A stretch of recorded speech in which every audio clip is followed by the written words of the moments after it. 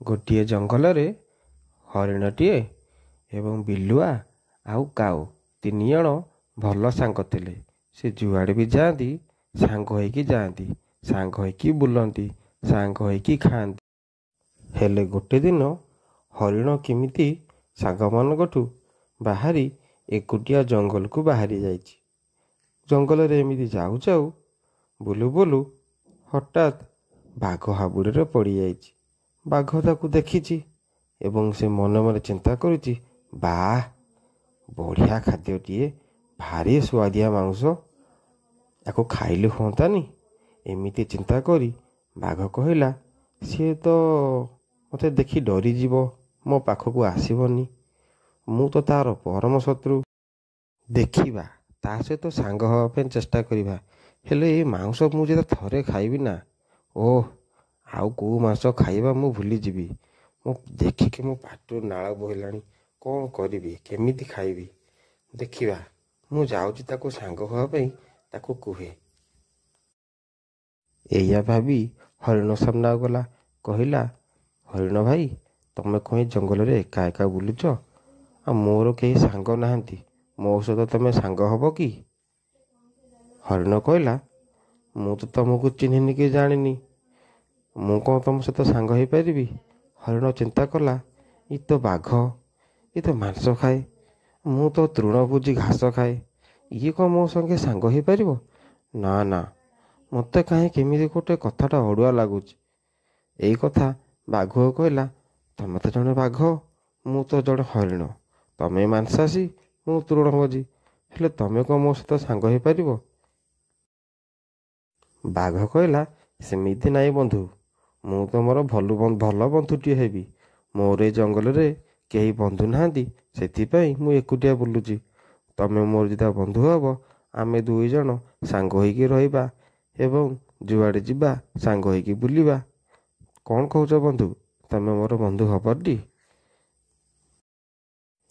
ଠିକ୍ ଅଛି, ଯଦି ତୁମେ ମନରେ ସଂକୋଚ ଆଣୁଛ ତାହେଲେ ମୁଁ ଯାଉଛି। ଏମିତି କହି ହରିଣ କହିଲା, ନାଇଁ ନାଇଁ, ତମେ ଆସ, ଆମେ ଦୁହେଁ ସାଙ୍ଗ ହେବା। ମୁଁ ତୁମକୁ ବିଶ୍ୱାସ କରୁଛି, ଆଶା କରୁଛି ତମେ ଜଣେ ମୋର ଭଲ ବନ୍ଧୁ ହବ। ଏମିତି କଥା ହେଉ ହେଉ ରାତି ହୋଇଗଲା।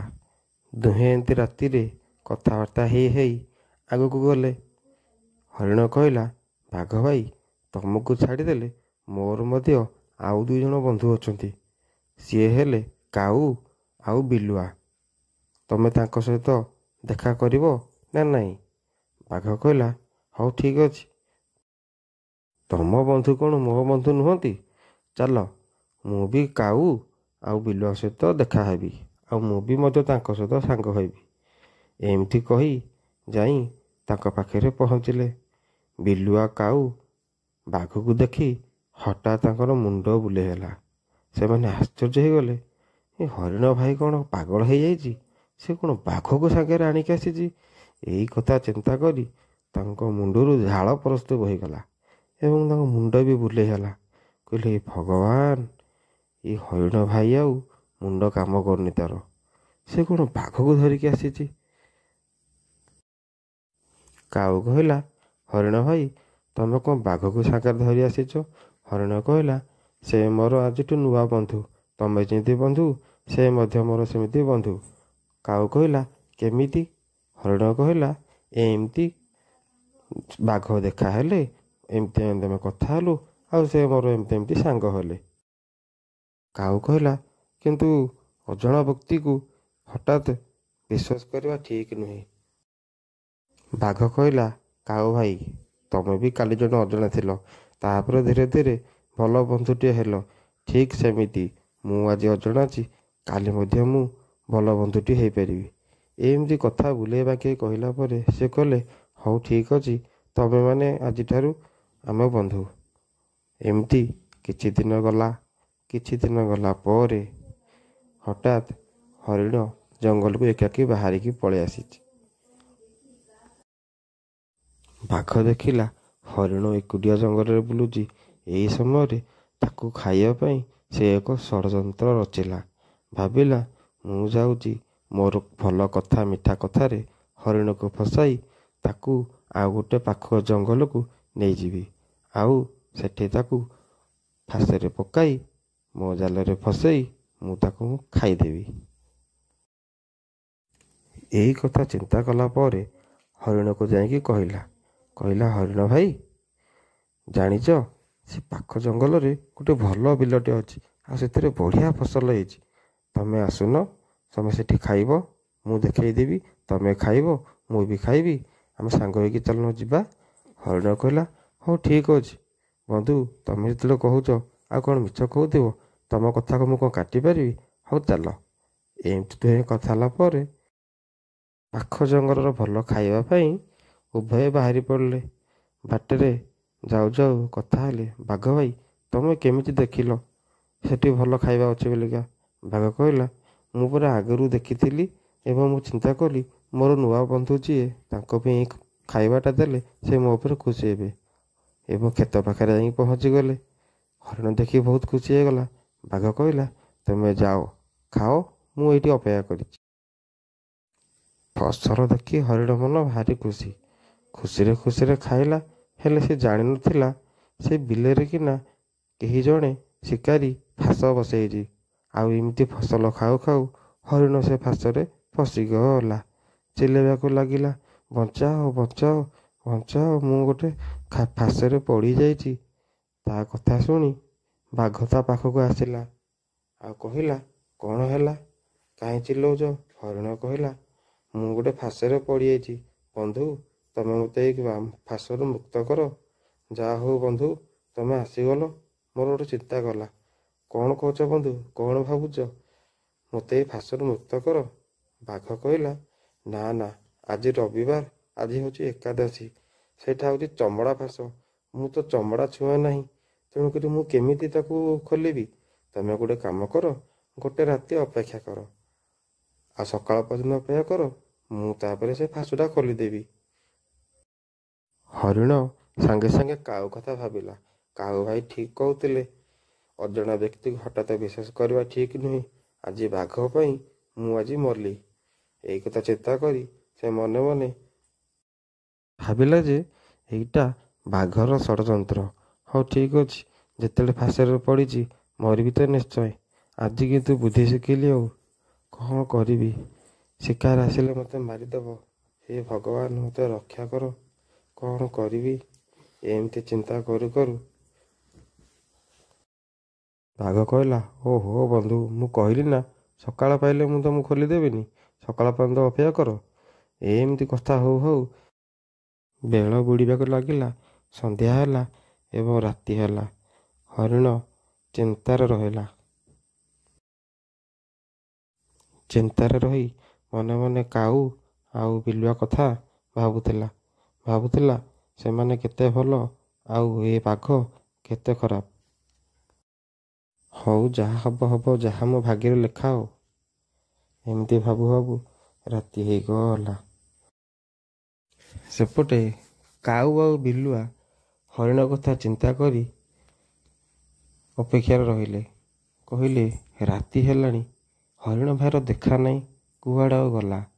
ବାଘ ଆଉ କିଛି ଷଡ଼ଯନ୍ତ୍ର କରି ହରିଣ ଭାଇକୁ ନେଇଯାଇନି ତ?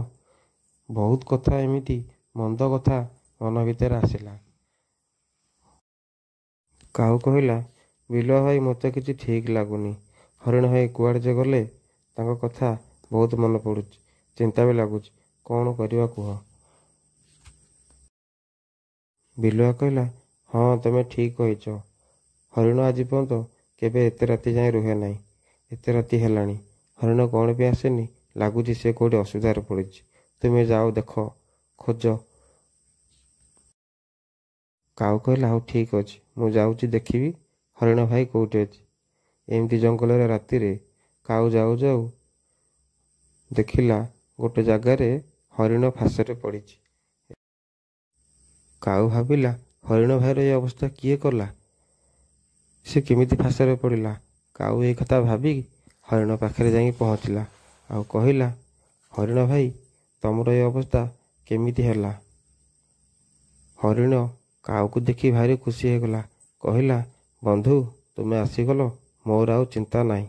ତମ କଥା ମୁଁ ମାନିନଥିଲି ବୋଲିକା ଆଜି ଏଇ ଅବସ୍ଥା ଭୋଗୁଛି। କାଉ କିଛି ବୁଝିପାରିଲାନି। କାଉ କହିଲା କ'ଣ କହୁଛ ବନ୍ଧୁ, ମୁଁ ତମ କଥା କିଛି ବୁଝିପାରୁନି। ହରିଣ କହିଲା, ବୁଝିପାରୁନ? ତମେ ମୋତେ ବାଘ ସହିତ ବନ୍ଧୁ ନ ହେବା ପାଇଁ ମନା କରିଥିଲ। ଆଜି ତମ କଥା ନ ମାନି ବାଘ ସହିତ ବନ୍ଧୁ ହୋଇଛି ବୋଲି ଆଜି ସେଇ ବାଘ ମୋତେ ଏ ଫାଶରେ ଫସେଇ ଦେଇଛି। ମୋତେ ମାରି ଖାଇବ ବୋଲିକା ଆଜି ଏ ଷଡ଼ଯନ୍ତ୍ର ରଚିଛି। କାହୁ କହିଲା, ମୁଁ କହିଥିଲି ନା ବନ୍ଧୁ, କିନ୍ତୁ ତମେ ମୋ କଥା ମାନିଲ ନାହିଁ। ହଉ ଛାଡ଼, ଯାହା ତ ହେଇଛି ହେଇଛି, ତାହାର କିଛି ଗୋଟେ ମୁଁ ବାଟ ଚିନ୍ତା କରୁଛି। ଏଇଆ କହି କାଉ ଉଡ଼ିଗଲା। ଉଡ଼ିକି ଯାଇ ବାଘ ପାଖରେ ପହଞ୍ଚିଲା। ଆଉ ବାଘକୁ କହିଲା, ତମେ କେଡ଼େ ଧୋକା ଦିଅ ବନ୍ଧୁ, ଏଡ଼େ ବେଇମାନ। ତମେ ମୋ ବନ୍ଧୁକୁ ଫସେଇ, ଜାଲରେ ଫସେଇ, ମିଠା ମିଠା କଥା କହି ବନ୍ଧୁ ହୋଇ ତମେ ତାକୁ ଆଜି ଏତେ ବଡ଼ ବିପଦରେ ପକେଇଦେଲ। ମୁଁ କେବେ ବି ଭାବିନଥିଲି ତମେ ଏମିତିଆ ଧୋକାବାଜ କାମ କରିବ। ବାଘ କହିଲା, ମୁଁ କିଛି କରିନି, ମୋର କିଛି ଦୋଷ ନୁହେଁ। ମୋତେ କାହିଁ ଅଯଥାରେ ଦୋଷ ଦେଉଛ? ଏମିତି କହିଲା ପରେ କାଉ ସେଠି ଉଡ଼ିକି ପଳେଇ ଆସିଲା। ଆସି ହରିଣକୁ କହିଲା, ବନ୍ଧୁ କ'ଣ କରିବା? ସକାଳ ତ ପାହିଗଲାଣି। ମୁଁ ଯାହା କହୁଛି ସେଇଆ କର। ହରିଣ କହିଲା, ହେଇ ବନ୍ଧୁ, ବିଲର ମାଲିକ ଯେ ଆସିଲାଣି, ଶିକାରୀ ଆସିଲାଣି, କ'ଣ କରିବି?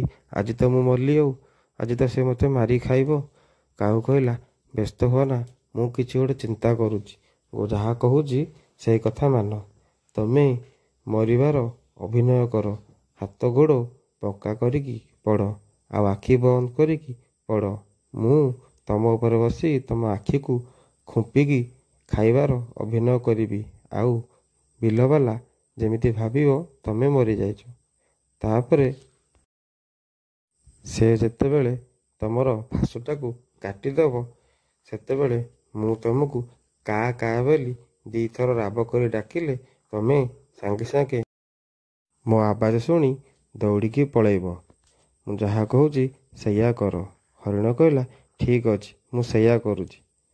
ଠିକ୍ ସେଇଆ ହିଁ ହେଲା। ହରିଣ ମରିବାର ଅଭିନୟ କଲା ଏବଂ କାଉ ତା ଆଖିକୁ ଖୋପିଲା।